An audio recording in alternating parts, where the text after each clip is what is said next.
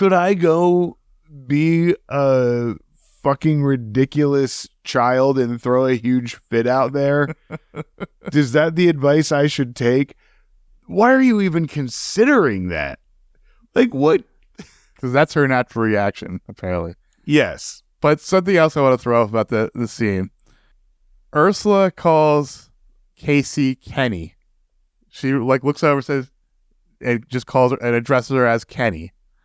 Now, are they dropping some deep lore about this character that, she goes by Casey because her parents gave her a boy's name? Or was that just the best take they could get out of Tyra Banks? Did Tyra Banks create the deep lore that she goes by KC because her parents named her after Ken Griffey Jr., Ken Griffey Sr.? Big fans, they're from Seattle.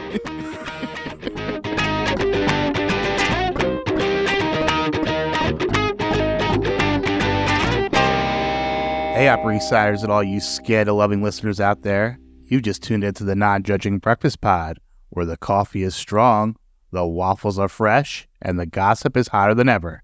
My name is Leif, and I'm your seasoned Gossip Girl veteran.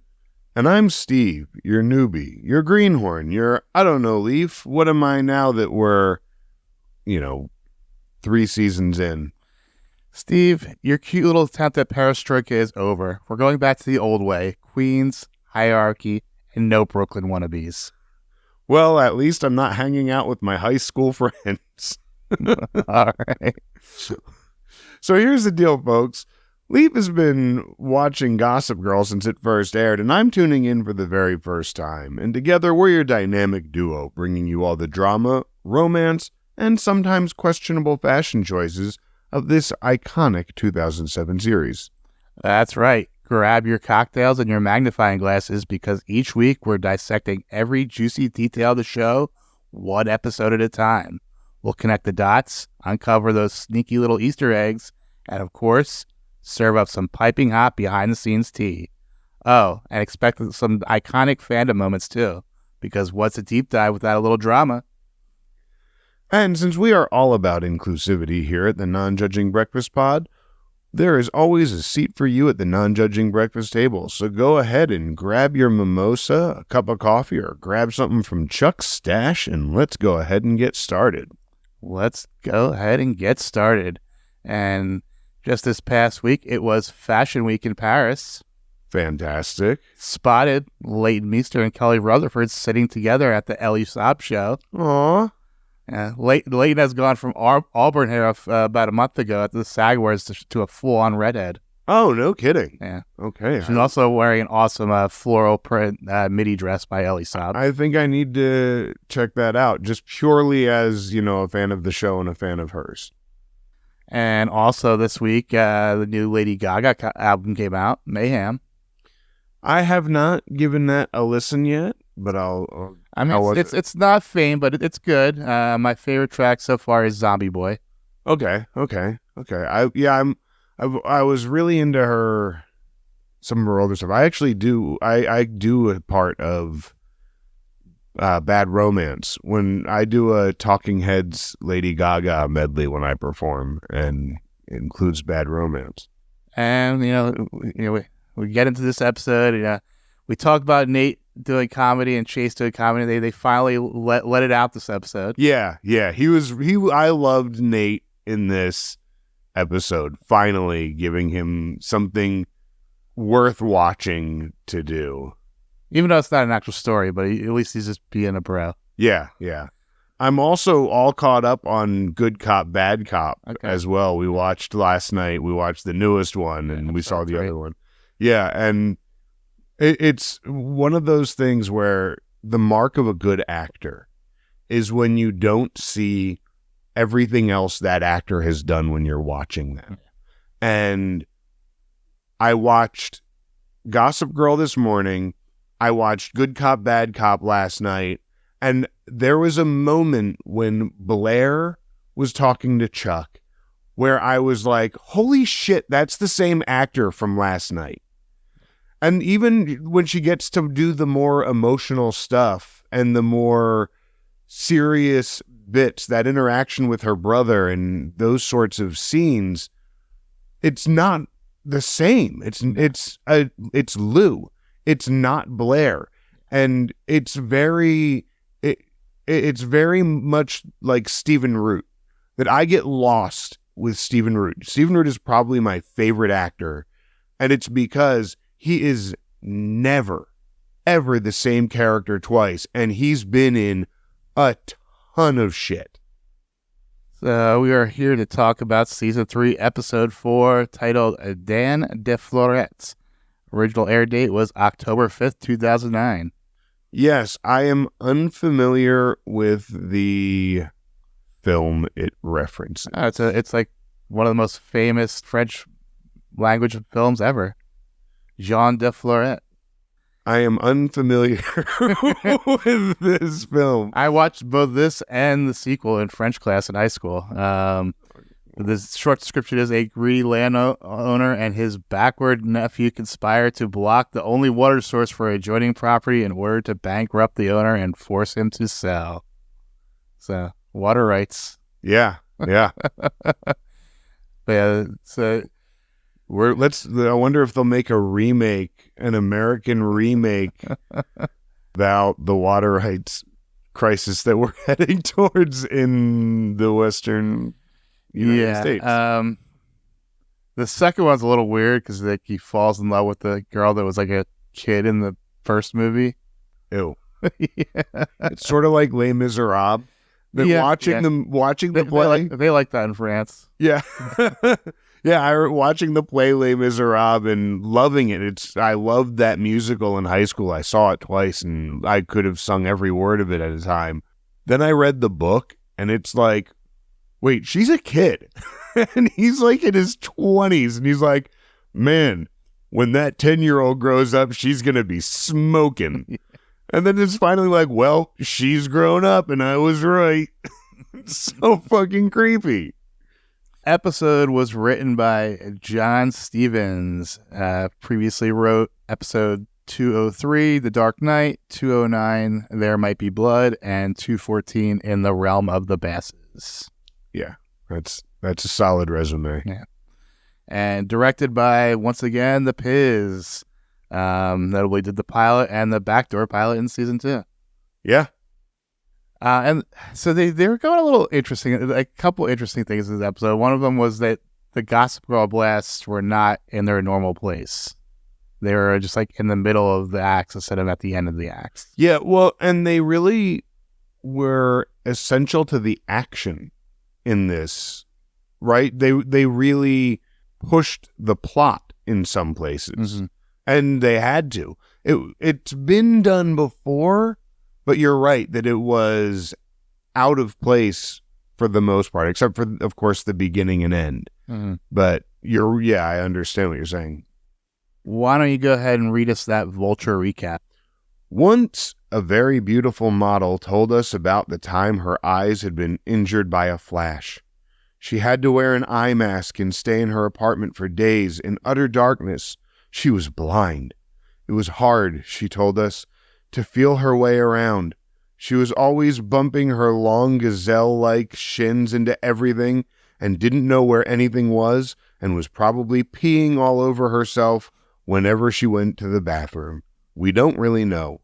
For almost 2 years now, we've been watching the characters on Gossip Girl bumble around in the same darkness.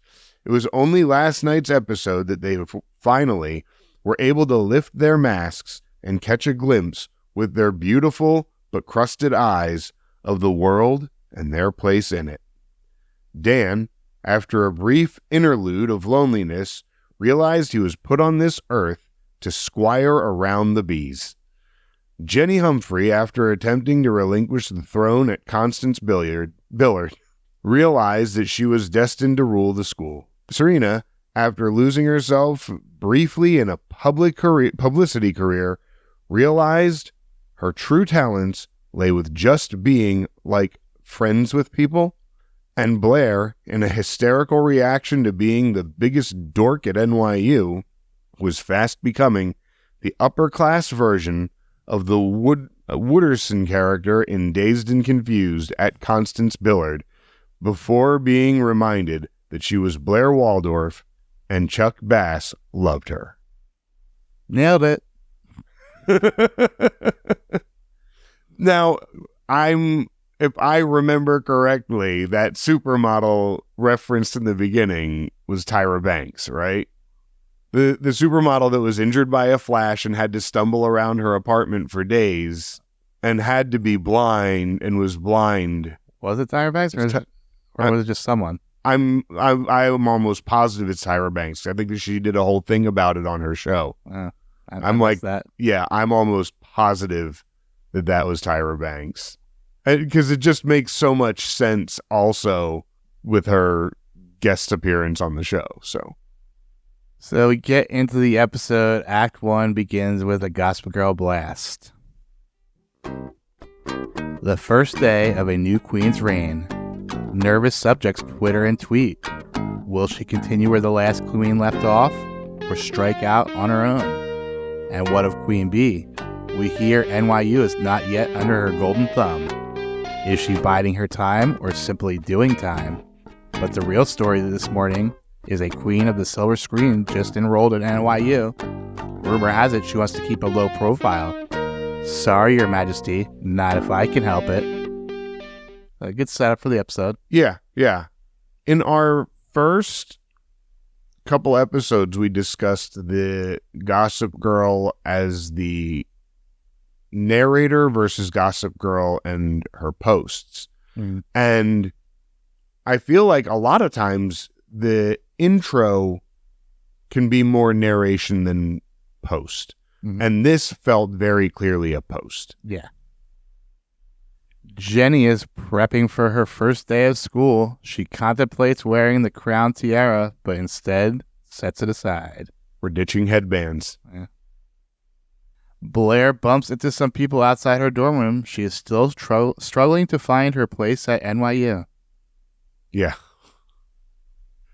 Oh, Blair, you poor thing. If this was high school, they would have just got out of her way. Yeah. Oh, yeah. Absolutely. Dan and Nate are walking the streets discussing Dan's lack of pop culture knowledge. I also love that Dan is helping Nate with his homework still.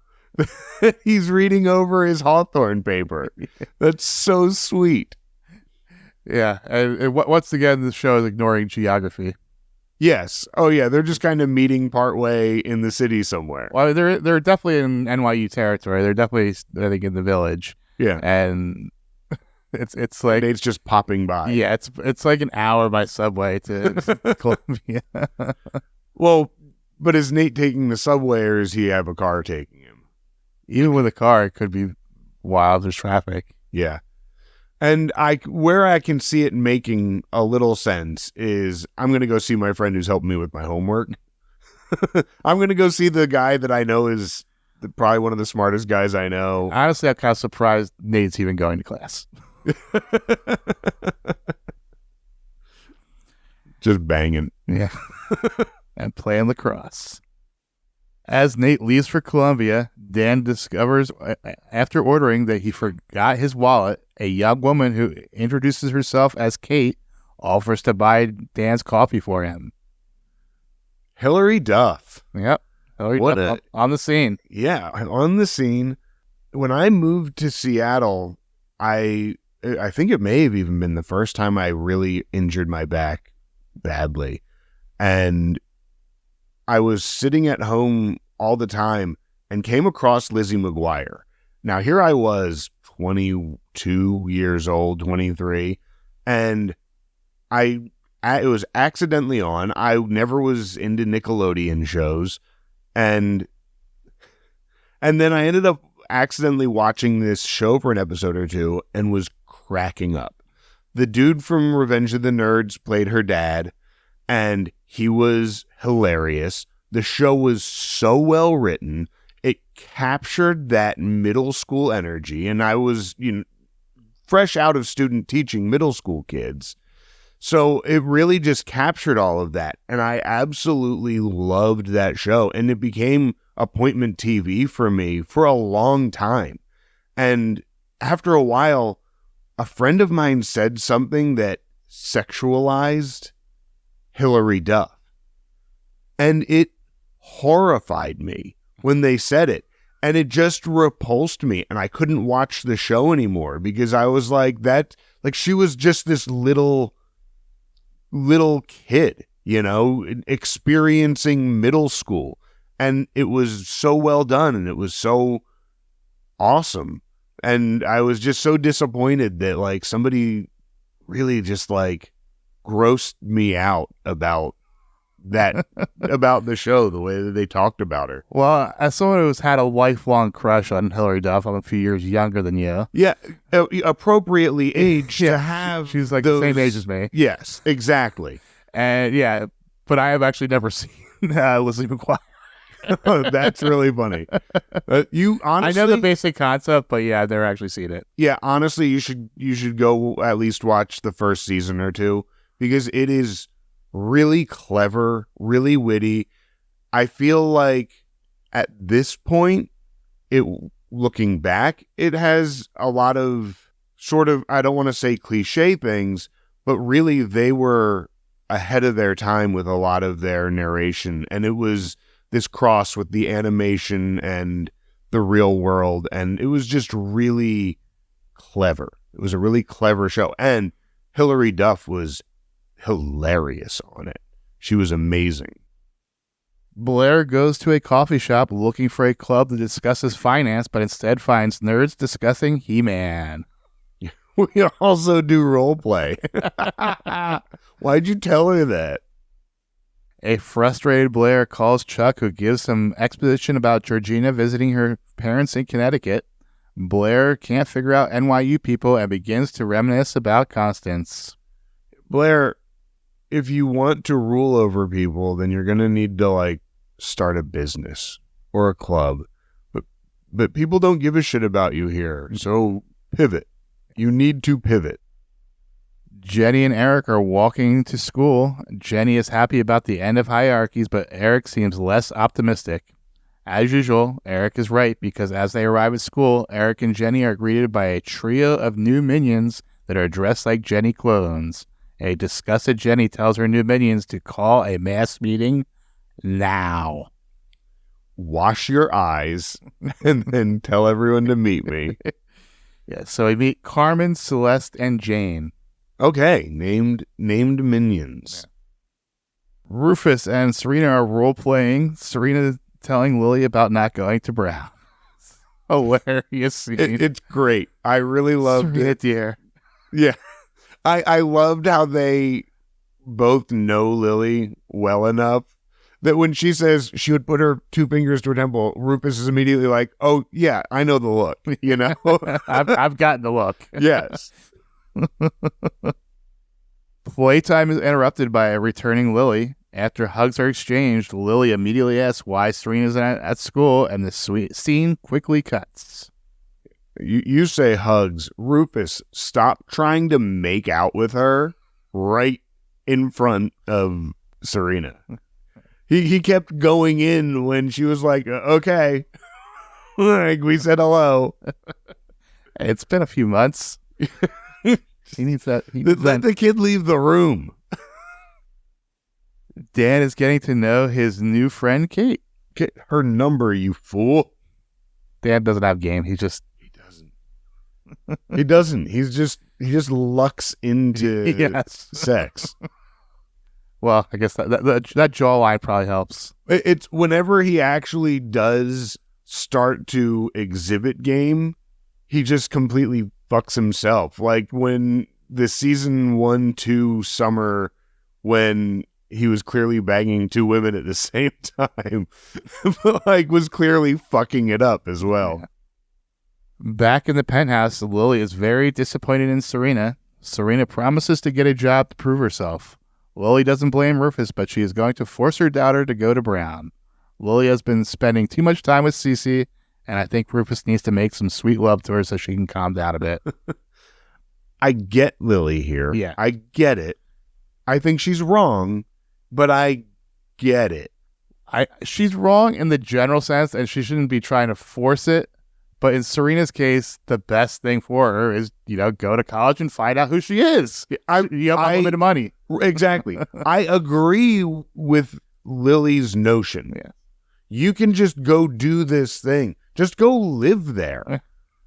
Go live there and do whatever you want there. I get where Lily's point. The going about it the wrong way of forcing her into it. Let your kid take a year off. I would not like it if my kid came to me and said, I want to take a year off. But I would say, if this is really what you want to do, then it's your life. This is for you to do. As of right now, none of my kids wanted to take that gap year. Emily graduates this year and starts college in the fall. She's already committed to a school. So they all had that in their path to go right to school. I know I wouldn't have liked it if they did not. At one point, Bailey started complaining about college life and about, this class is useless and it's so dumb. And we were like, knock it off. You can't just hate everything. You got to find something positive here and go with it. And they were like, okay, you're right. And because we started hearing the thoughts of dropping out without a plan of what to do with that. Yeah. And at this point, for any of the kids, if they're like, okay, college isn't my thing, okay, where are we going from here? Yeah. We get the last few lines of a speech from Jenny declaring that hierarchies are done at Constance. Most people are cheering, but a few others, like the new minions, don't seem too pleased. Yeah. I love how they made sure to have everyone there. That you had the kids that were clearly like the band geeks and just the kids who weren't dressed in the fancy uniforms, but the very plain ones. Mm-hmm. That they really made sure that it was diverse. And then it comes to make you realize the whole time Blair was ruling Constance, she was really just ruling 4 people. Yeah. It was four people that really followed anything that she said. Because right now, Jenny's dealing with 3 people. Blair is still at the coffee shop, annoyed at the nerds talking about the genius of Skeletor, and gets a text from Celeste. It reads, "Help, Jenny Humphrey is destroying everything." Kind of pathetic, B. Yeah. And we get one of those mid-act blasts here. Well, word is the changes in the air at Constance Billard. I have to wonder, when Queen Bee finds out how little J is treating her legacy, will she let it slide? I doubt it.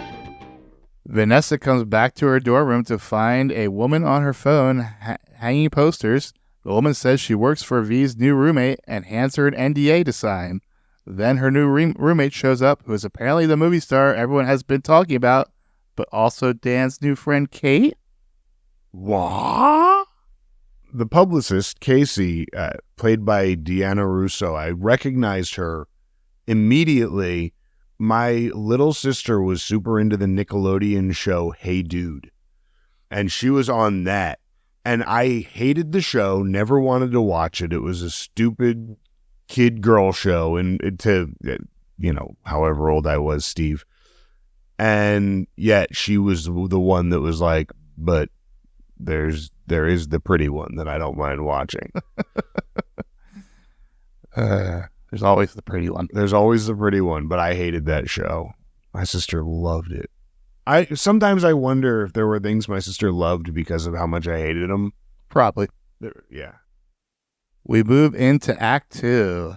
Kate/Olivia apologizes to Vanessa for taking down Vanessa's Godard poster. Vanessa is a little starstruck. That was sweet. I really liked Olivia's response and her response to the NDA and all of that stuff. Yeah. NDA? Yeah. Non-disclosure agreement. Yeah, my brain couldn't wrap around it for a second. They called it something else in the episode, but that's what it was. Right. That's why I was thrown off, because I know that they said something else. Confidentiality agreement. Yeah, confidentiality agreement. Yeah. We get a montage of Serena applying for jobs or even unpaid internships in various fashion-related businesses. For once, despite her connections, Serena is struggling to get something she wants. The fashionistas take the meetings because they want Serena at the parties, but don't want to hire her for a job. with good cause. Yeah, she has no skills. Yeah. You want to just come here out of high school without any fashion experience? People go to college for this. Hey, go to college and then come back and do this. Yeah.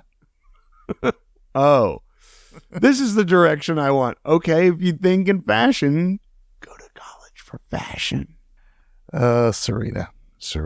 Zero experience doing anything but posing for the paparazzi and gallivanting. Yes. Serena then eavesdrops on a conversation between Olivia and her publicist at a restaurant. Serena chimes in with some advice on avoiding the paparazzi, and Olivia comments on Serena's Met Ball dress. Casey is impressed with Serena and asks her if she has any interest in working in publicity. First of all, Serena's response to, "What do you mean you quelled a revolution?" when she's talking to Blair. Oh, Jesus, Blair, what did you do? The Olivia recognizing Serena, too. When she gives her the advice on how to sneak out the back and how to avoid the paparazzi, and how she recognized Serena, which it's funny because Serena, the thing that you could do, which it wasn't really a thing yet, but she's on this influencer road. Yeah. Serena doesn't need to go to college. She just needs someone to invent TikTok so that she can do that. Which is funny because one of the main characters in the reboot is an influencer. Which that makes sense. Yeah. You know, that like she's like constantly talking about like how many followers she has. That's funny. One of the characters in the new D&D game that I just started is actually playing an influencer in the D&D world, and that is going to be a lot of fun for me to play with. But it is also kind of funny that Serena is known for her Met Ball dresses when that's totally a Blake Lively thing. Yeah, that's true. Also, the fact that she calls her a diva when she says you're a diva whisperer. There is no moment in this episode where Olivia is a diva. She is an anti-diva, if anything. The way that I'm so sorry she took down your poster and rehung Vanessa's stuff. That's not diva behavior. She's not a diva whisperer. She just talked to a person. She was kind of being a diva in this scene, I would say. Because she doesn't want to do the press stuff and blah blah blah. And she don't want to do the obligation. She just wants to act. And I feel like the diva aspect here was being riled up by this publicist who is not doing what you want. I hired you. Yeah. And she's not meeting in the middle. She's not doing what her client wants. She's doing what she thinks is best for her client. Yeah. Which is good conflict, except for the fact that Casey was written to be just such a terrible person. Back at school, the new minions, now wearing headbands, are reining the school back under the monarchy. Jenny and Eric smell Blair's signature Chanel No. 5 all over this scheme. The headbands seem to have BW engraved on them. Nate is busting Dan's chops for not getting Kate's number. Kate/Olivia happens to walk into the same cafe. Nate, of course, recognizes her, but just encourages Dan to go talk to her again. Nate fucking with Dan is hilarious. It was so great that he turns around and he's like, "Oh, that's her. Awesome." And just downplays it. A sign. That's a sign. Perfect. I was about to say that's Olivia Burke, but no, that's a sign. Yes. Catches himself. After Olivia fails to answer to Kate twice, Dan gives her a little shoulder tap. Kate. Olivia accepts the invitation to pizza. As Dan and Olivia walk out, Nate gives him the little bro nod and fist pump. Yeah, she's skipping Larry King for Lonely Boy. Yeah. And Nate again just cracking up as they leave, like, you dumb motherfucker. Like, lucky Jesus, bastard. Turn on your TV sometime.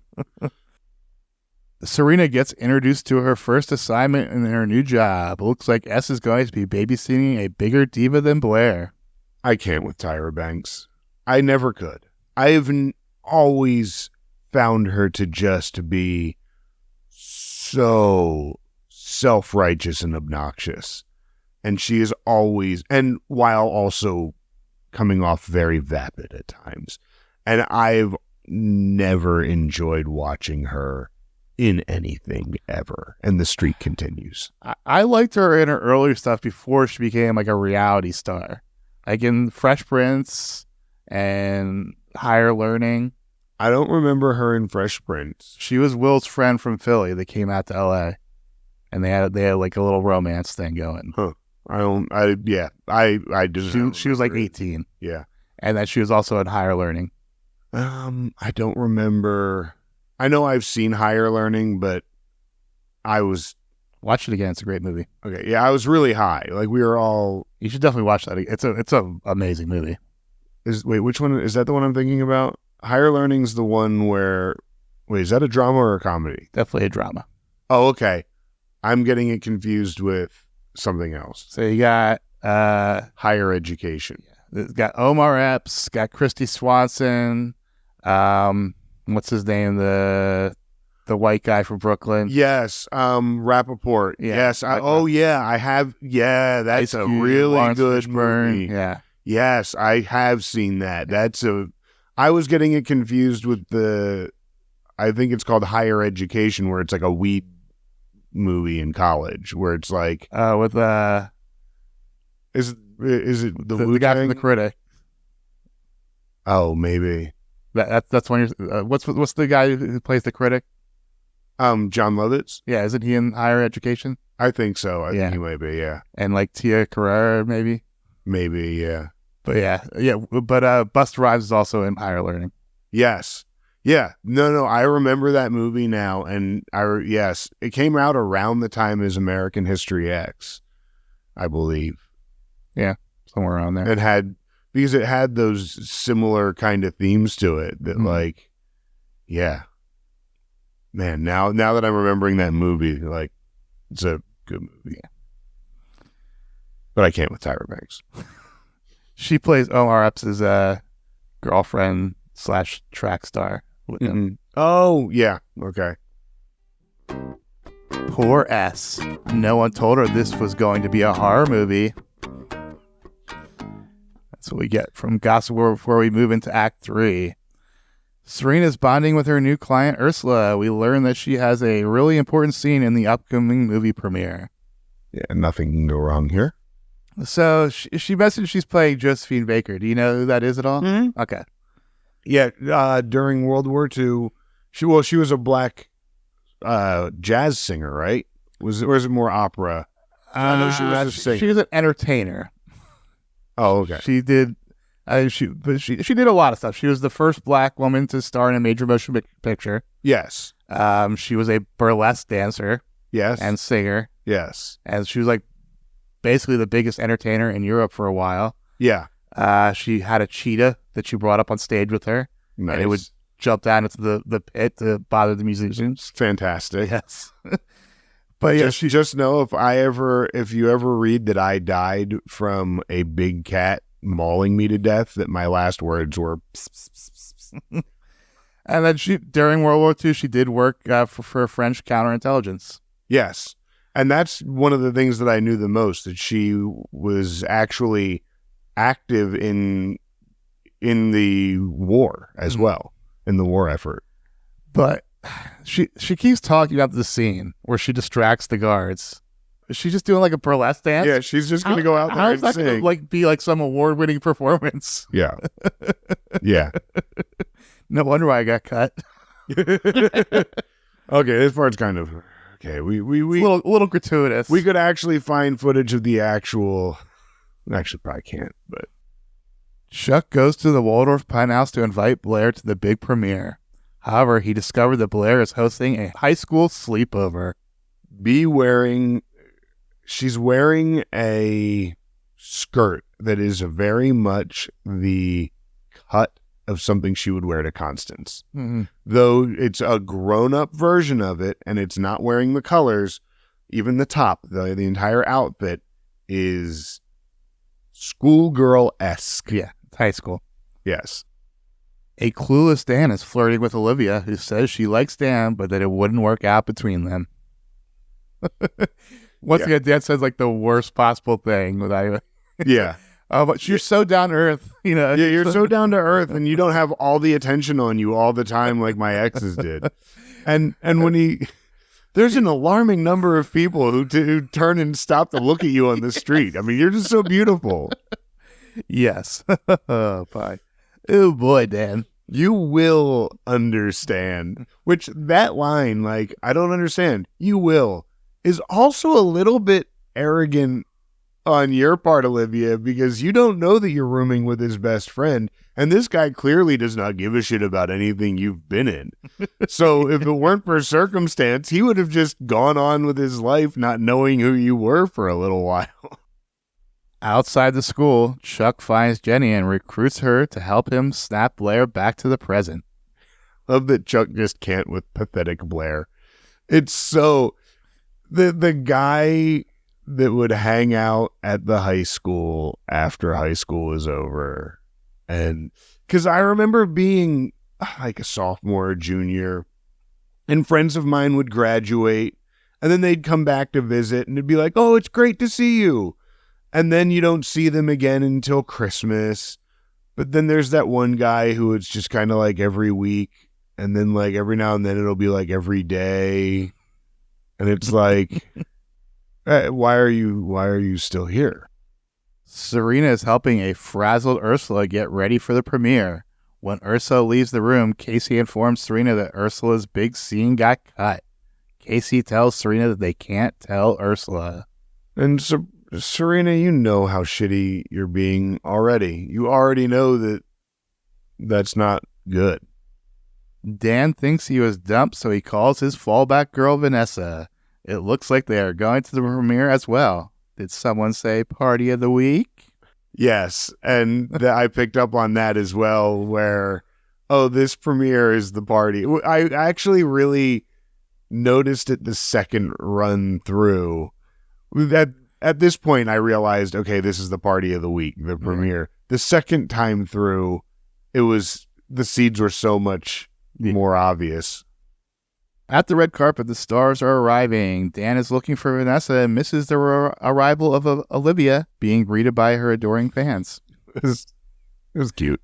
It was cute. It was funny, but it just feels like out of place in this show. Yeah. Yeah, it's like more of a sitcom thing.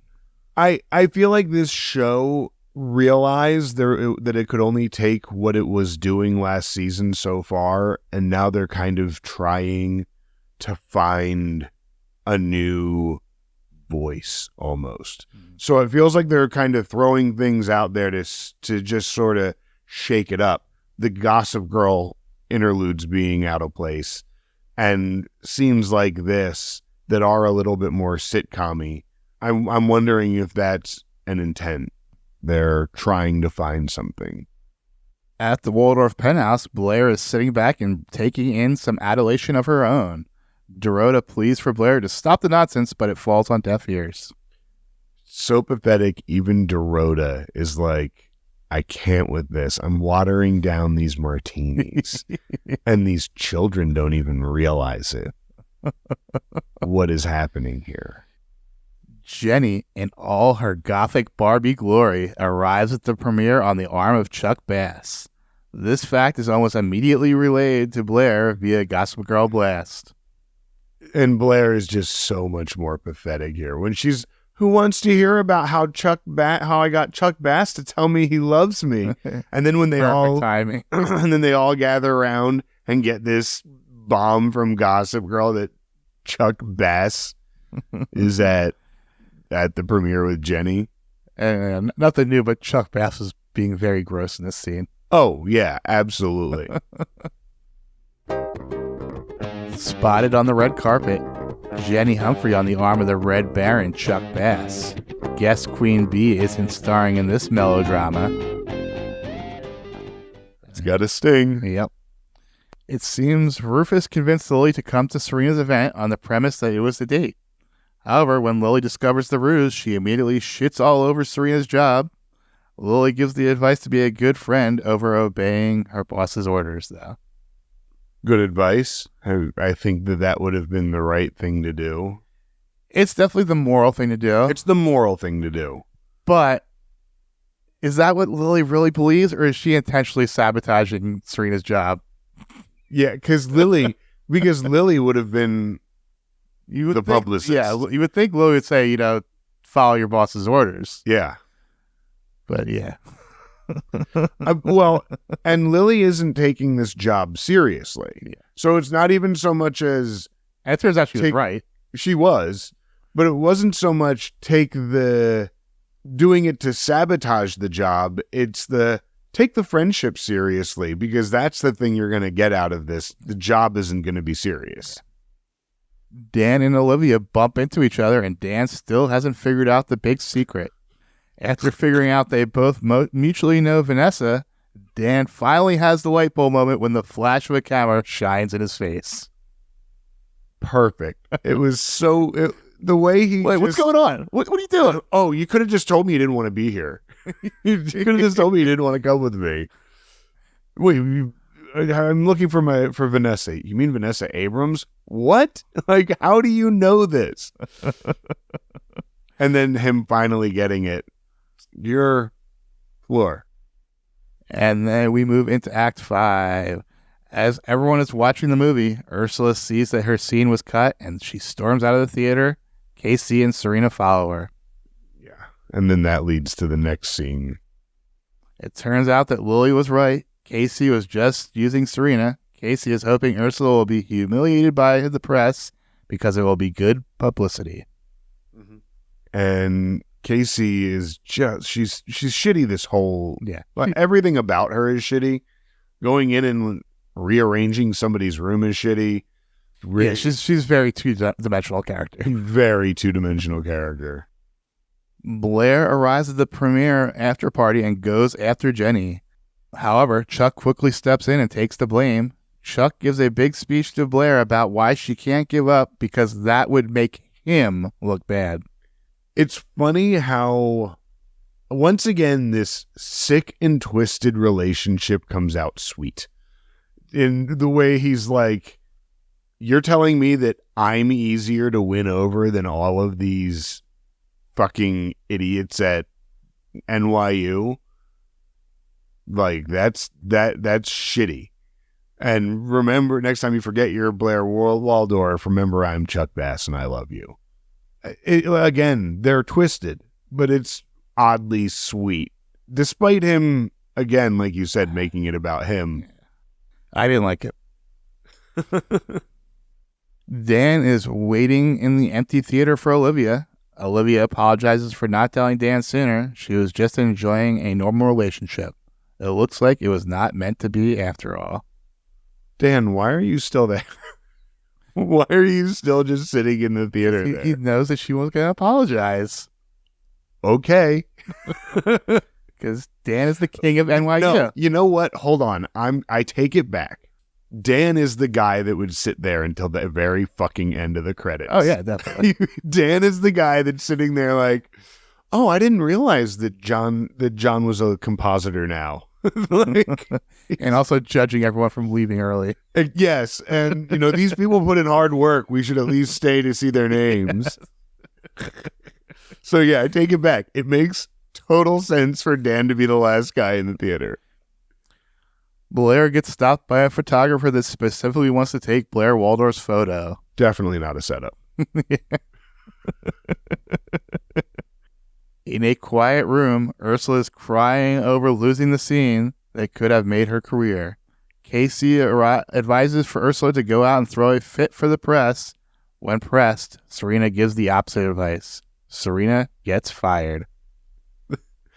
This scene where she's like, you should go out there and steal their day and make a big scene. And Tyra Banks turns, she's like, is that what you think I should do? You just listened to some horrible advice and now you're asking a teenager, should I go be a fucking ridiculous child and throw a huge fit out there? Is that the advice I should take? Why are you even considering that? Like, what?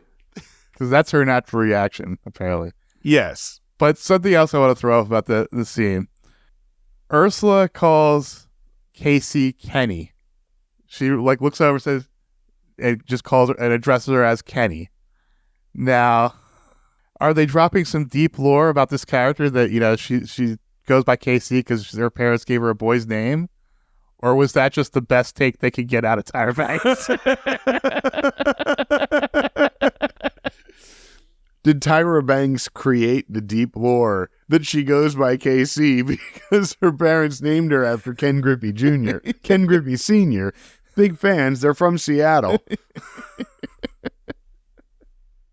But after that scene, we move into the epilogue.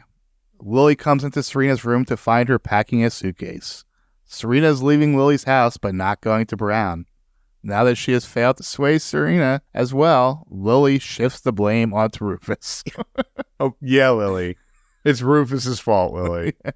And to be fair, Rufus is like, let her go. Like, this isn't the way you're going to win her over. Yeah. What are you thinking? What teenager does the thing that their parents just tell them they have to do? Especially Serena, who when you tell her to do something, goes to Spain. If only Rufus would have taken his own advice last year. Yes. Jesus Christ. If only he was as good a parent to Jenny as he is to anybody else. That just shows that Rufus or Lily are perfect for each other. Because they know how to parent everyone else's kids, but not their own. But not their own.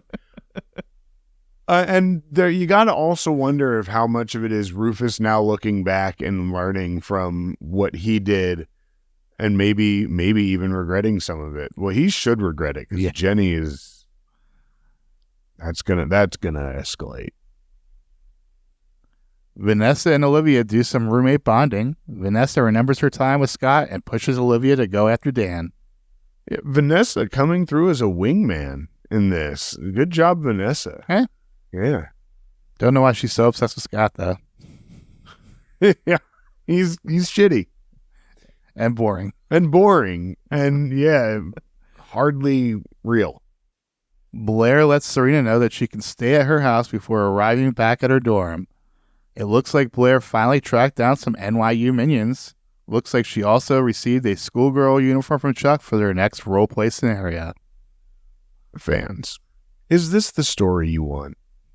Is Blair getting a new Dominion really what we need?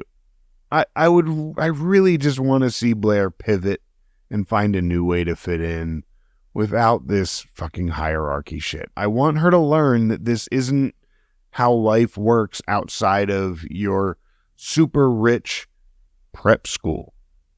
That this isn't how, especially at a place like NYU where people don't give a shit that you have a lot of money. People are going to be more mad at you that you have a ton of money that you're flaunting around than if you were just fucking cool. I mean, NYU does have a business school. Okay, go to that then. And do that. Well, it looks like she's now finding her people. And, the one girl we did meet in the second episode, which she was the one person that showed up at the fish party. Yes. Amalia. Yeah. And then I think the other two ones were actually twins. Oh. Interesting. We'll see if we get names for them. And then, to no one's surprise, we find out Chuck paid the photographer to take pictures of Blair because even Dumbo needed the feather. Yeah. Called it. Yeah.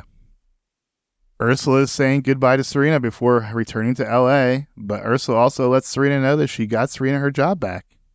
She said, "You helped me find myself." You found yourself by not throwing a fit in front of people? Like, you realized you were an adult person. Yeah. Good job. Yeah. Well done. Serena is the Diva Whisperer. She is the Diva Whisperer. And has her job back, apparently. Yeah. So she has something to do in the city. She's not just gallivanting around. Yeah. Does that mean KC is going to be a more regular star of the show? Is she going to be at least a I'd say probably some of these characters probably need a publicist. Yeah. Oh, boy. Oh, Blair. Oh, God. Vanessa calls Scott because she clearly misses him, but he seems over it and then blows her off to take a call from Georgina. It seems like Scott has been hanging out with her in Boston. Fantastic. Vanessa, you're such a loser. Yeah. Vanessa, you got dumped for Georgina. And you're still pining over a guy whose secret you should tell at this point because he's a big fucking asshole. Although, what does that do to Rufus if you do tell him? If you do go to Rufus and Lily and you're like, hey, that is your son, he lied to you. Well, Lily still doesn't know. Yeah. Even that he came back at all. And I've seen the episode title for the next episode, so wonder how that's going to blow up. Somebody's getting married. Dan is sitting alone in a coffee shop hoping to see Olivia again. Get the girl with the hat. Some other blonde hipster. Yeah. Jenny is back at Constance and is once again approached by the new minions. They are clearly desperate for leadership, and Jenny reluctantly takes up the crown and begins ordering her new kingdom. Yeah. Dark Jenny's coming back. Yeah, Dark Jenny orders a yogurt and hold my place in the Met steps. Yeah. I even saying like hold my place in the Met steps, it's like, okay, I need to maintain order. Get me a yogurt. Now that's a power move. It looks like Blair is starting her new kingdom at NYU. Yeah, she sure is. And then finally the episode ends with Olivia finding Dan, and it looks like they're going to be starting something. Yeah, they obviously had to get together. Yeah. They're too cute not to. Yeah. They had good chemistry the whole time, and I think it'll be nice to have them. I'm hoping we have Hilary Duff for a little while now. I'm assuming at least for a few episodes for a little love arc with Dan. That's cool. Which also gives Casey reason to be around as well. So who's she gonna bang? Nate? Or is she gonna be what drives Blair and Chuck apart? When Blair needs a publicist and Chuck, there's something that could be there. But yeah, we end the episode. So the last several scenes were all overlaid with the Gossip Girl blast as normal. And it goes, if you ask me, we go to the movies because we want to see fairy tales. A sleeping queen woken by her true love's kiss. A princess to put aside her jewels to make her way in the world. Lovers torn apart being brought back together. But life isn't a fairy tale, and happy endings are few and far between.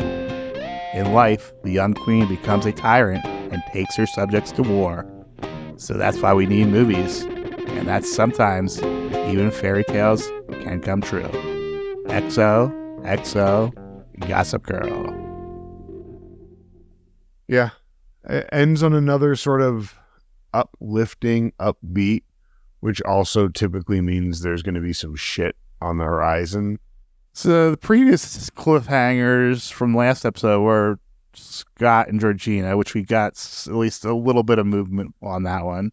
But the other one was Carter and Bree, and they were like not even mentioned at all this episode. No, we had Nate and Serena, but neither of their others. And Bree, yeah, just not even a conversation with Dan and Nate, which is a little interesting. Yeah. But what's coming next? Well, first of all, somebody's getting married. I do know that just from the title of the next episode. I'm assuming this Dan-Olivia relationship will have a nice little arc until someone else throws their hat in the ring and things get messy. I'm thinking Vanessa is gonna... I'm predicting Vanessa takes a trip to Scott and Georgina and finds them, and it'll be a whole storyline that nobody needs. That's about right. Yeah. I have a feeling that hopefully we'll get something of the Carter Bree drama. And I say hopefully very lightly. I don't give a shit. I would actually really like for that to never be addressed again, and for us to just go on knowing, hey, they have a history and let's just never worry about them again.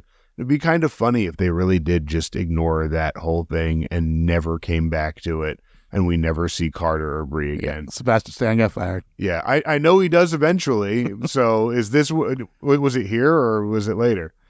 I'm assuming it's later, but it would be great if it was just, nah.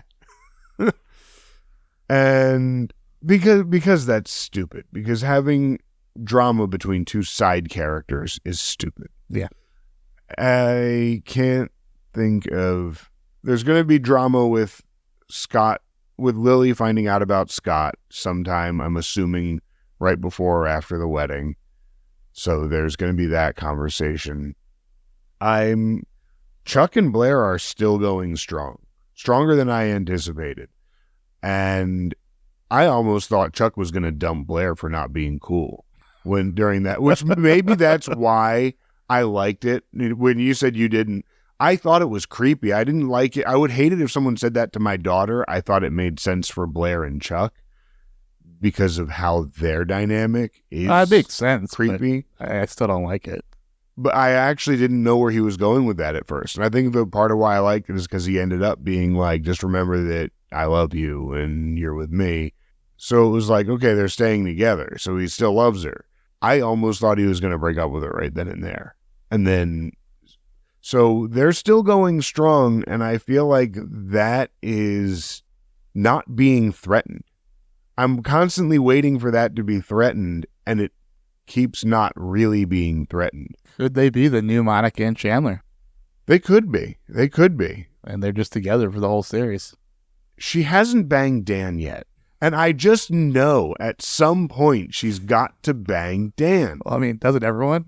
Yeah, everyone has to bang Dan. Like, look at him. look, especially, Easy A glow up Dan. Like, come on. Which I actually just did rewatch this week.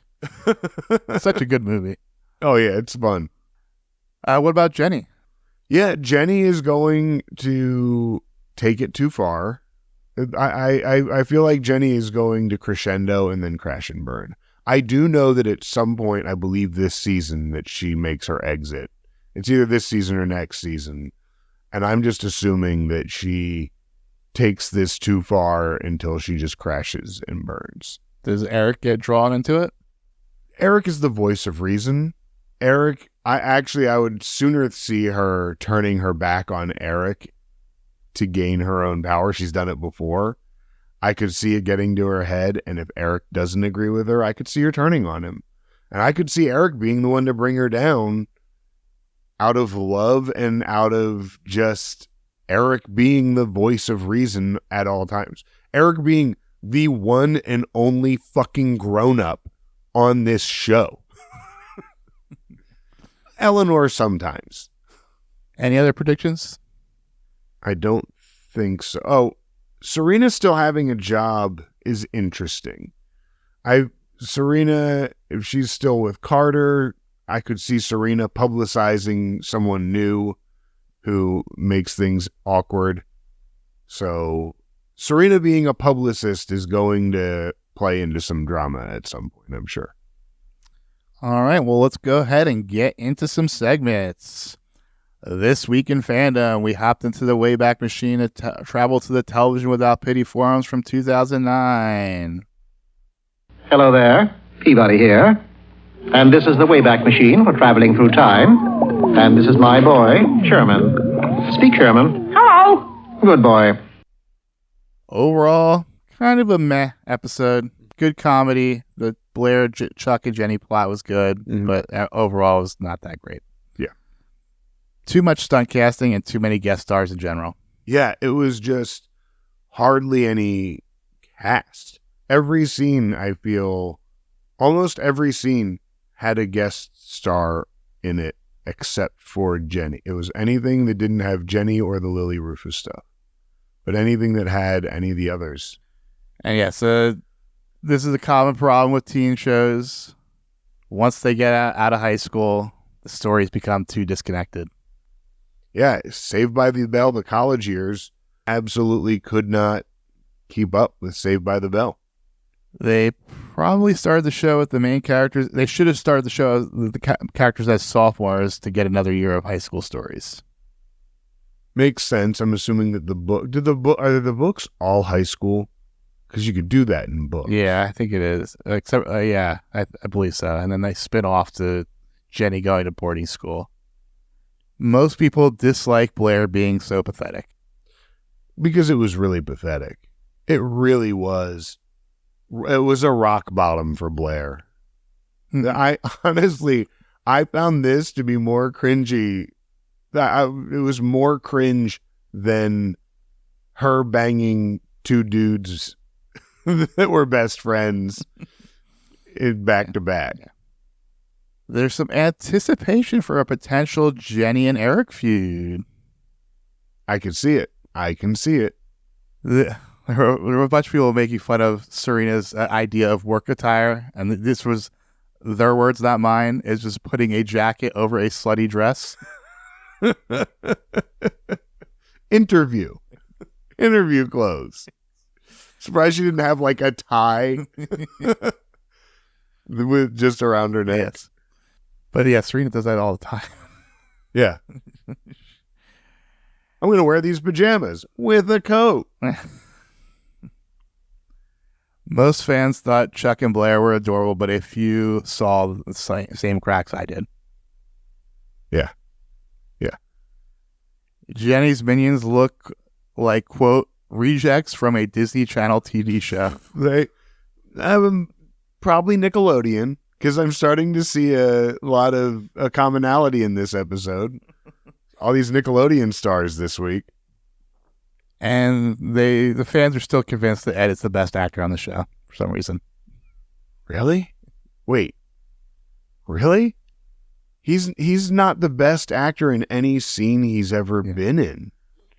Remember, like last year they were talking about how like his scenes were like going to a prestige television or something. Yeah, no, no, not at all. He carries his role, but he can't emote vocally without going full Brit.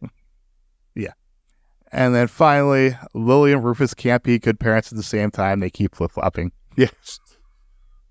Facts.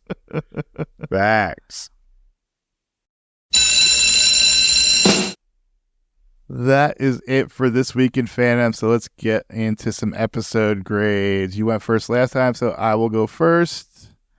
There's some great comedy moments with Nate and Dan, as well as the Rufus and Serena stuff. But the writing was a bit too contrived for me. They're trying some new things with the Gossip Girl blast in different spots, but overall, I give it a B-. I landed at the same place as you, and for largely the same reason. And much like last week, it didn't really go anywhere, other than Dan having a potential new relationship. There was no real plot foundation to move into the next episode, especially with like that little bit of momentum. The last episode really didn't do much except for these cliffhangers at the end that ended up not mattering in this episode. Mm-hmm. So it once again just felt kind of standalone. It had its moments that I liked. It wasn't a terrible episode. It was still enjoyable to watch, and I landed at a B- as well. Moving on over to Stockwatch. For me, going up, I had Jenny because she is taking the reins of the school. Chuck because he manipulated Blair and got her to see some competence finally. Dan because he continues to fail upward, taking advantage of that white privilege. I gave Olivia, up because she's, she had her big premiere and, she's got Dan now, the king of NYU. And I gave Rufus it up because he was funny and he was making some sense for once. What do you got? Oh, I have mostly the same as you. I had Dan and Olivia both going up for their relationship getting together and going somewhere. I had Serena going up for getting her job back and actually having a job and coming through for Ursula in the end. Mm-hmm. I had Jenny going up for the most obvious of all of them. She is queen. So I have her going up in her stock. I have Rufus going up as well. The other one I have going up is Vanessa. And the reason is good wingman job. You have a new friend who's a movie star who wants to just be your friend, and you are a really good wingman to Dan, and I give her an up for that. But she did get blown off by Scott. Yeah, but fuck Scott. Speaking of which, he makes a place on my downs because, he is being manipulated by Georgina. Yeah, being played by Georgina and just being dull as usual. Yeah. I also have Lily because she was horrible. She's taking her cues from Cece now. We got Ursula because, her her scene got cut. And Casey because she's a two-dimensional villain. I had Vanessa going down because she got blown off by Scott. I had the new minions going down because they got bulldozed this whole episode. And also the NYC minions because, you're being ruled by a loser. Did you mention Blair? And Blair. Okay. Because I was going to say, my list is exactly 100% the same as yours. Ursula, Casey, Lily, Blair, both sets of minions. I actually didn't have the New York minions, but I want to add the New York minions because, yes, they're being ruled by a loser. And, yeah. What about Scott? Oh, and Scott. Scott going down for being played by Georgina. Yeah.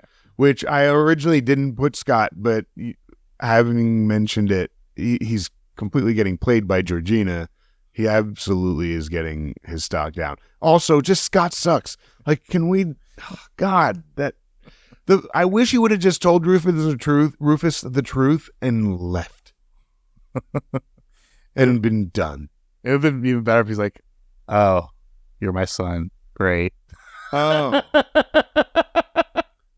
Look, I gotta get out of here.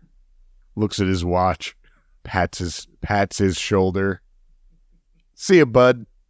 Got my real son here. The king of NYU. I've already got one. He's way cooler. Yeah. He doesn't have to lie about where he goes to school or stalk people with letters. So that is it for Stock Watch. Let's go ahead and get into the best outfit. But here's the best outfits from the last episode we've seen. For me, Gothic Barbie, the gold and black bandage dress from Emilio Pucci, the silver ankle boots, the diamond cross paired with the classic pearls. Even the hair and the makeup worked for me. She looked like a character from a Tim Burton movie. Yep. I have the same thing. That premiere dress was just fucking, it popped. And the whole look. And like you mentioned last week, and I didn't notice it until this week, that the outfits haven't been as eye-popping as they were, and this one just jumped off the screen. And you have that, I like to have that headcanon that she made it. That even though we know that it was a design dress, my headcanon is anything Jenny wears, Jenny made. I don't know if that's true anymore. She's living on the Upper East Side now. She's moved to a deluxe penthouse in the sky. That's right. She doesn't have to make her own stuff anymore. She can, yeah. And that's disappointing. Because Rufus killed her dreams. Yeah. Way to go, Rufus. Now she could have had the resources to do all of the shit that she wanted to do. Great job. Good parenting. Fuck you, Rufus. That is it for segments. What are you plugging this week? First of all, I've been really into Severance on Apple TV. Great show. You should definitely check that out if you haven't seen it yet. Have you seen Severance? Not yet. It is cool. The acting in it is really dynamic because they kind of have to be, a lot of the actors have to play two characters, two versions of themselves, essentially. So it's really well written, really good acting. I highly recommend it. For me, I have been rewatching The 100, so go watch that. It's kind of a cross between Gossip Girl, Game of Thrones, and Battlestar Galactica. I love it. I mean, it's got the bad CW acting, but I still love it. Spotted Cylons. Yes. But if you want to follow me on social media, you can find me on Blue Sky at Hot Capicola. That's HOTCAPICOLA. You can follow the podcast on Instagram, TikTok, and Threads at Non-Judging Breakfast Pod. If you want to check out our Patreon and our Discord server, go to our website at nonjudgingbreakfastpod.com. And if you'd like to get in touch with us, please feel free to send an email to nonjudgingbreakfastpod@gmail.com. We'd love to hear your thoughts. We'd love to check out what you have to say and maybe even read what you have to say here on the show. And while you're listening, if you could just give us a like, a follow, hit that subscribe button, and also leave a comment, that really helps us with our visibility in the Apple Podcasts. And while you're at it, if you could tell a friend what you're listening to, go ahead and share the Non-Judging Breakfast Pod with your friends. We'd love to become the water cooler talk at your job next week. And speaking of next week, we will be talking about Season 3, Episode 5, Rufus Getting Married. The Max episode description reads, Will Lily and Rufus get married? See, I didn't read the description. I only saw the... Which is really funny that it's called Rufus Getting Married, and then they say, will they get married? Which kind of makes it even more... Rufus is, but is it to Lily? Well, I haven't seen Rachel getting married, but doesn't she not get married at the end of that movie? I couldn't tell you. I haven't seen it either, so... Well, until next time, you know you love us. XOXO. Every time you walk away, run away, you take a piece of me with you there. Every time you walk away, run away, you take a piece of me with you there. Every time you walk away, run away, you take a piece of me with you there. Oh, it seems I'm walking right to your door.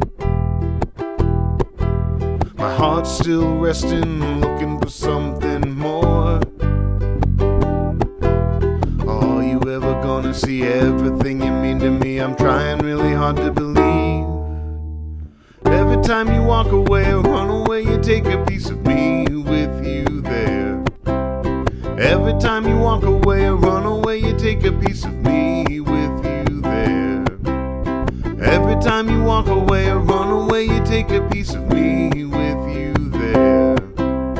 Never feels right when I'm out here on my own. I left last night and it feels like way too long. Are you ever gonna see everything you mean to me? I'm trying really hard to believe. Every time you walk away or run away, you take a piece of me with you there. Every time you walk away or run away, you take a piece of me with you there. Every time you walk away or run away, you take a piece of me with you there. Come back to me. Smile and you'll make my life complete. Every time you walk away or run away, you take a piece of me with you there. Every time you walk away or run away, you take a piece of me with you there. Every time you walk away or run away, you take a piece of me with you there. Every time you walk away or run away, you take a piece of me with you there. Every time you walk away or run away, you take a piece of me with you there. Every time you walk away or run away, you take a piece of me with you there. Every time you walk away or run away, you take a piece of me with you there. Every time you walk away or run away, you take a piece of me with you there. I saw a clip of Taylor Tomlinson, the comedian, on her show, some kind of late night show. She was like, oh, I can't wait to hear what Vulture has to say about this one. I was like, oh, I didn't realize they were still a thing.